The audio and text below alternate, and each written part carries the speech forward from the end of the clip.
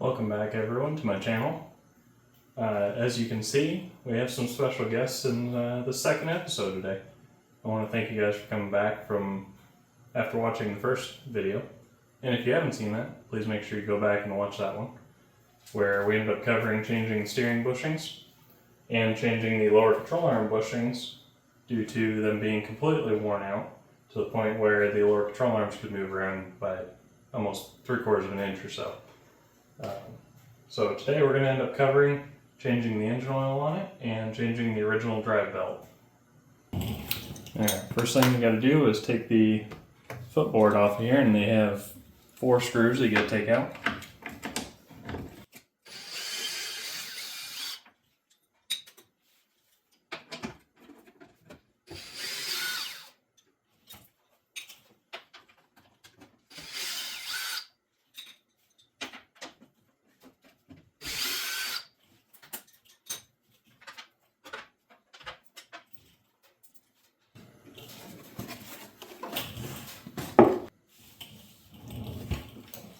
Alright, now we got that off of there. I think the first thing we're going to do is open up the clutch cover, because I'm really curious to see what that belt looks like after all these years.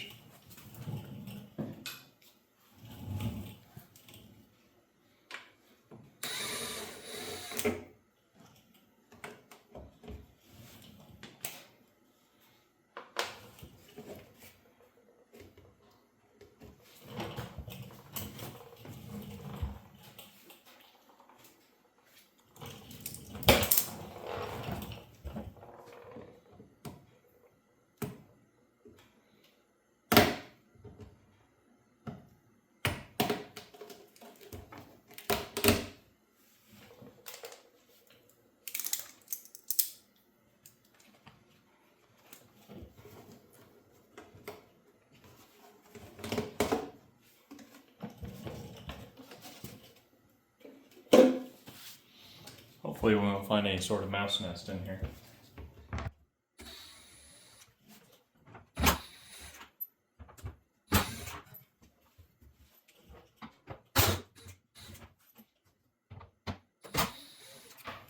I am being gentle because these are just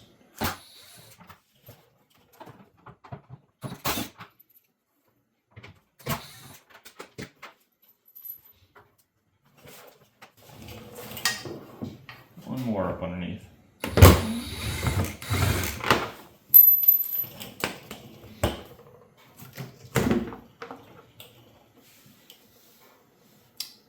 No mouse nest.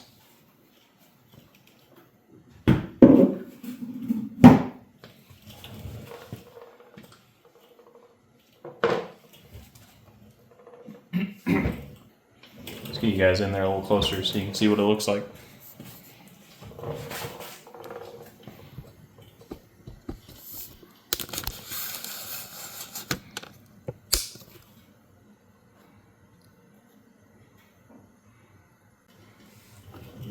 You guys got you in there a little closer. Kind of see on the side of the belt here where all the cords are showing on it. And it's physically quite hard, the rubber.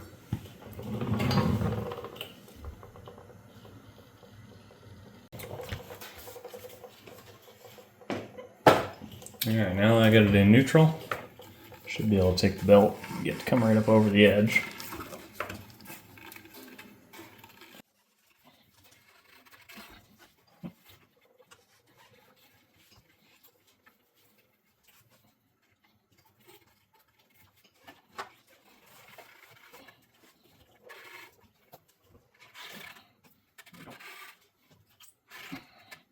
Now we'll loosen up.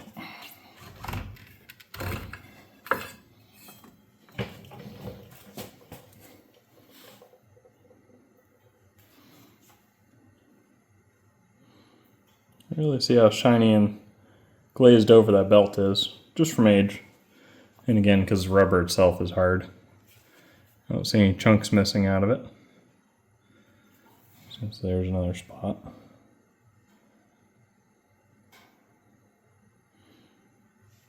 Okay. So I'm going to go through and clean all this up before we put the new belt on it. But in the meantime, we're going to go ahead and drain the engine oil out of it. Alright, now we've got a nice clean drain pan. We're going to go ahead and drain the oil on it. Starting with the drain plug on the reservoir, which is plastic on this particular unit.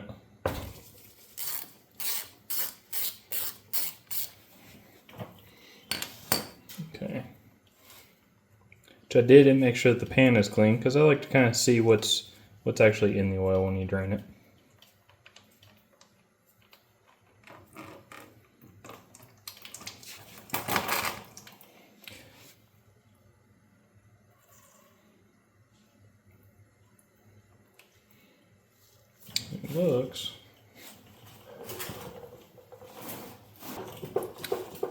It looks like there's a little bit of stuff on that drain plug.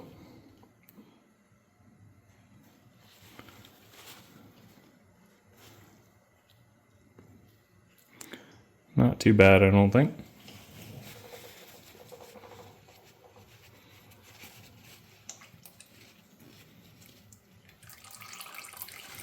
We're going to go and pull the fill cap off of it too.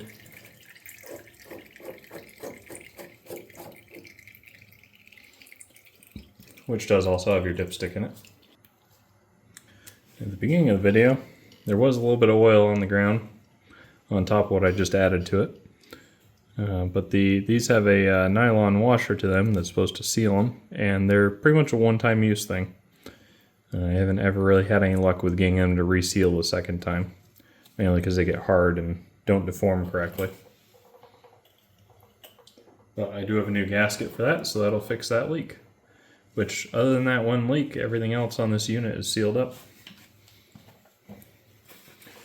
And now that that's, for the most part, drained out, I'm going to go ahead and put the cap back on it, so that way when we go take the filter off, we don't accidentally get a bunch of dirt or anything like that in there. Which this filter is pretty clean, so.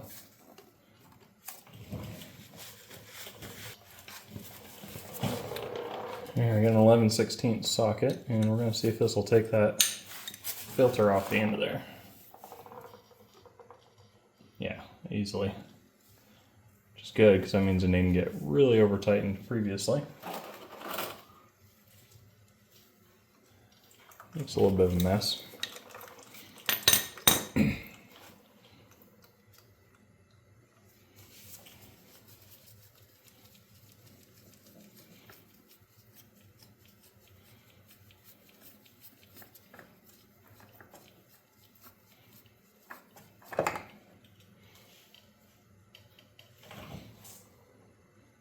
Pretty small little filter.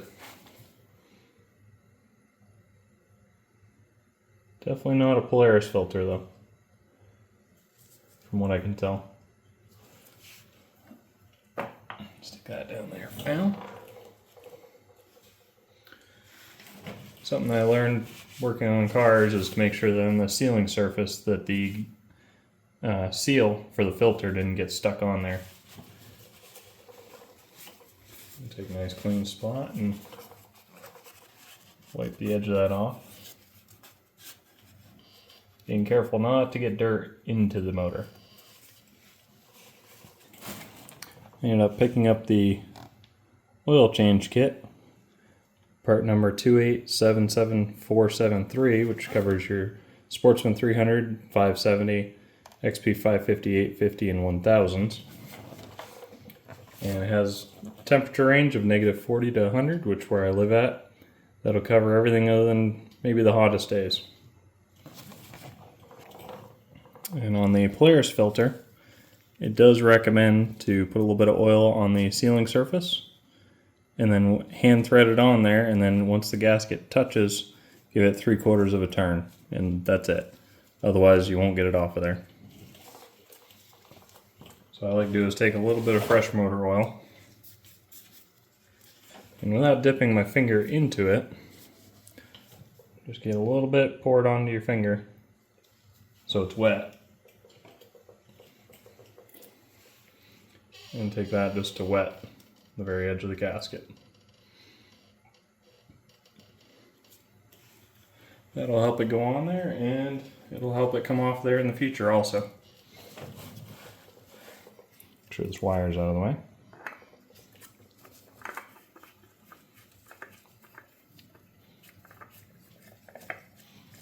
When you thread it on too, you want to know that it's the gasket contacting, because I have learned from experience that if you get just the smallest anything on the threads on there, it can cause it to leak.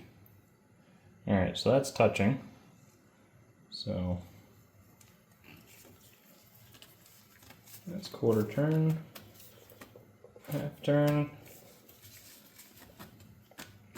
Got too much oil on my hands.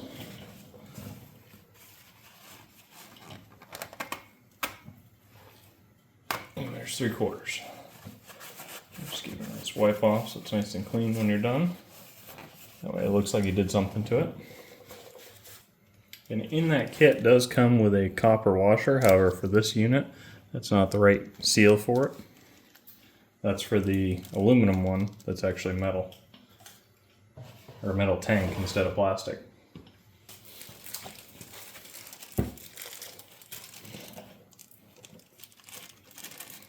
And something I did discover too while I was initially cleaning this is that you have a bolt up here, and then there's a mount on the bottom that it sits into, and then there's another bolt that's supposed to be right here that's actually missing on this one. So I got a hold of my parts guy, who was awesome, and he ended up getting the nuts and bolts that I needed. And on top of that, the correct washer.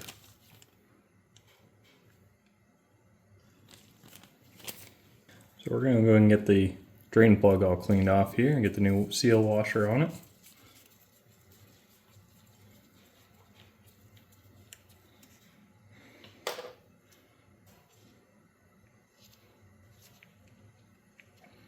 Before we do that, we're going to wipe it off so it's nice and clean.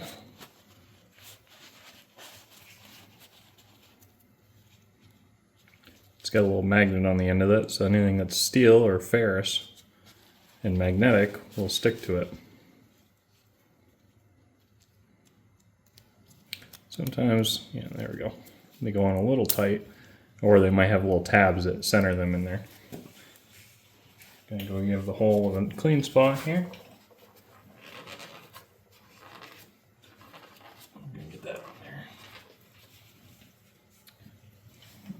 Thread the drain plug back in.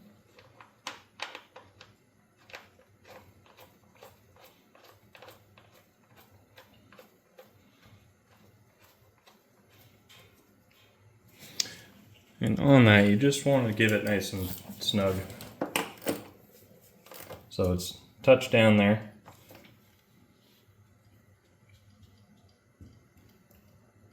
That should be good. Alright, now we're going to go ahead and get that bolt put in there. Not sure where that became missing, but we're going to fix that. So we got the nut and the washer.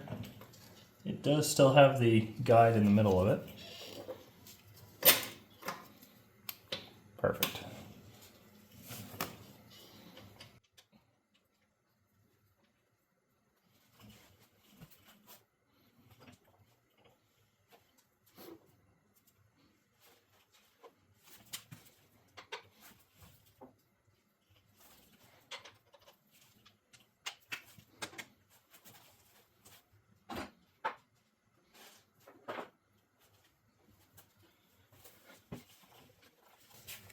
Alright, so it does have a metal sleeve inside of it, so there's no real risk of crushing it.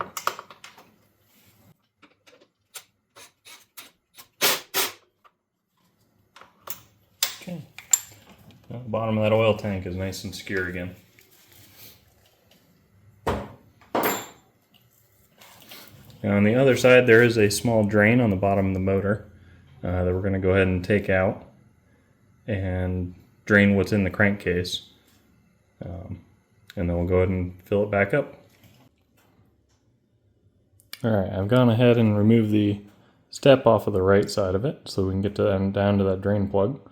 So we're going to bring you guys a little closer here.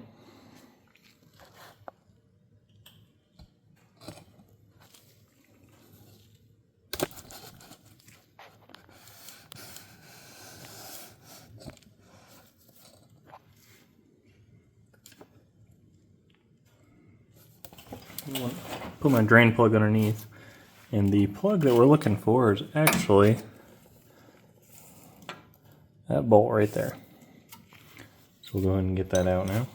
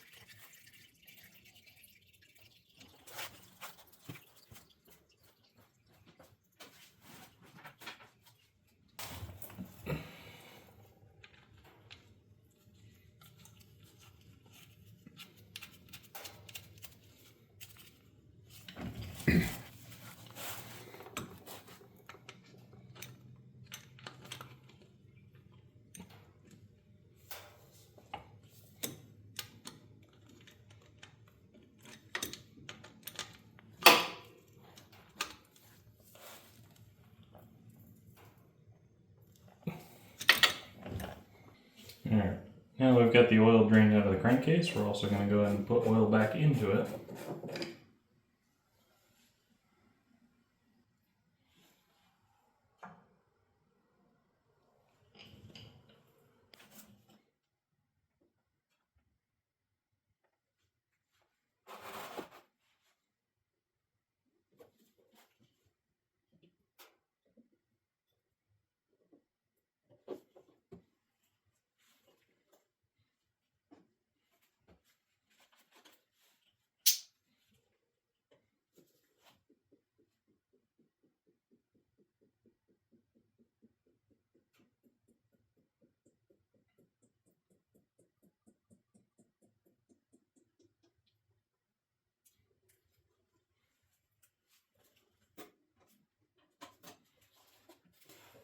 Okay, went ahead and put the 2 quarts in it that came with it.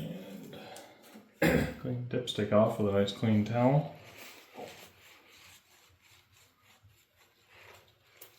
So we can see where we're at for fluid wise.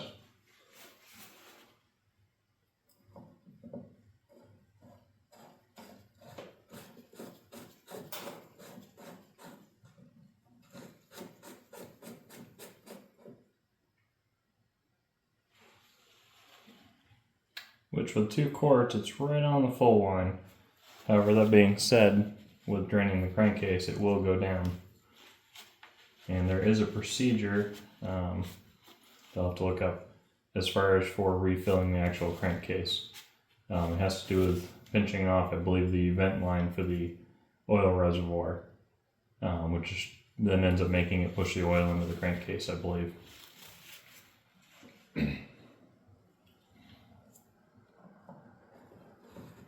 But for now, that at least puts oil into it. So 2 quarts brings it right up to the full line. Move this over now. We're going to go back to working on putting the new belt on it. Use a little bit of carburetor cleaner to clean all the dust off from the old belt that's on here. And I also went ahead and made sure that with the kill switch off, that with the clutch, when you push in on it, that the weights are all able to move freely, because there's 3 of those.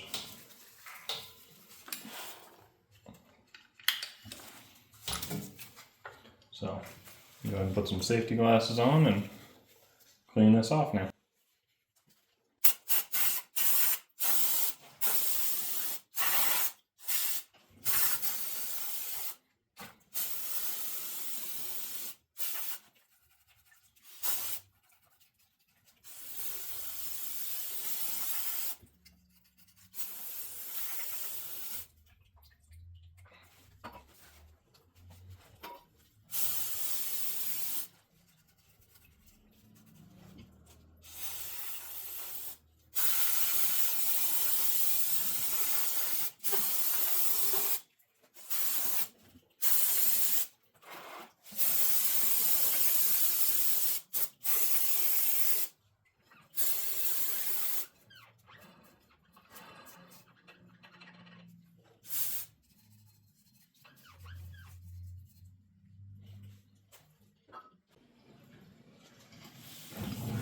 Okay, now that that's all cleaned off,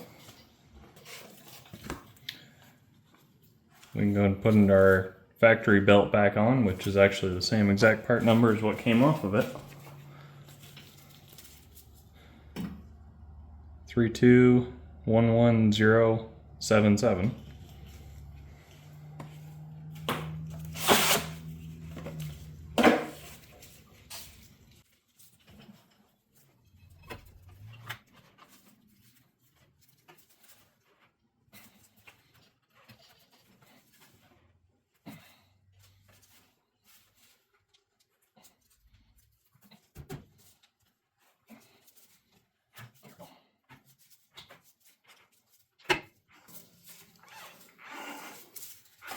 There we go.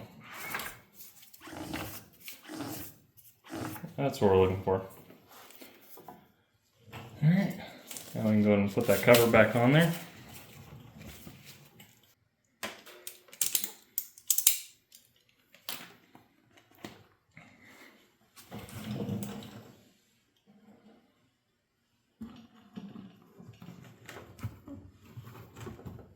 Okay, so that just kind of sitting there. Again, these are pretty aggressive screws, but they are going into plastic. So I like to just start them by hand until you kind of feel the threads start.